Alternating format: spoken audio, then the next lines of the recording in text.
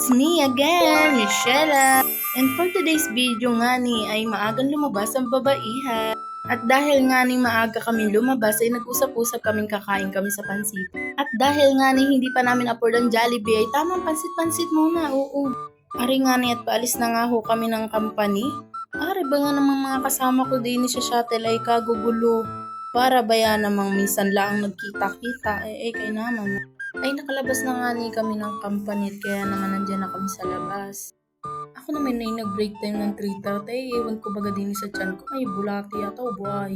Abay na sumakay nga ako ng shuttle bay nalulula na ako sa gutom mainam. At habang hindi pa nga kami bumababa ng sasakyan, ay sabi ba yan ng isa kong katrabaho ay habang natutulog daw ay mag-vlog din daw siya. At nang siya daw ba'y may bantay pagtulog.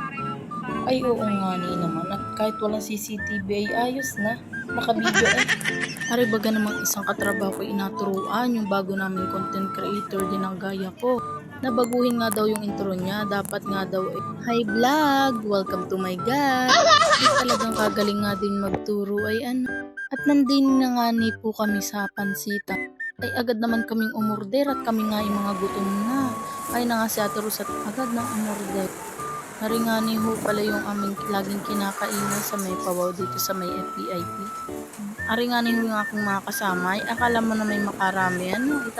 Tatatlo lang man din ho kaming kumain. Hindi na nga ni po sumama yung iba't mga napapaguran na. Tapos yan nung lalayo pa ng mga bahay at boarding house. Ayun na nga po yung order ni Ate Rose at una nang dumating. Lugi siya at napapak na namin yun sa bago pa dumating yun sa amin. Ay ina, hindi nga pala si kagandahan na ito. Ayun na nga yung aming in-order, diba? Chicken chami at saka pansit. Kami ngayong mga laway na laway dyan pero hindi pa rin naiwasan talagang kukuha ng picture at video. At dahil nga ni kami mga gutom na rin na nga ni at kami sinimulan ng pagkain. Ako ba yan na may lulang-lulang na sa pag-ikot ng aking platong iinam na. Todo kain nga kami with huntahan effect yan. Ayan, ang sarap ba yan ang kain namin din ay biglang nangatadi ni Giselle ang kanyang pisngihan. Abay ka, sakay. O diba shoota bit, busog na naman ang ebab na yan. Wow. Abay pagkatapos nga namin kumain ay umuwi na rin ako at nag-take out ako sa aking Josawa.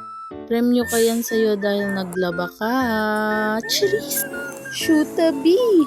Sinundo pa ako niyan ay inam. Nalaman ba namang may pasalubong?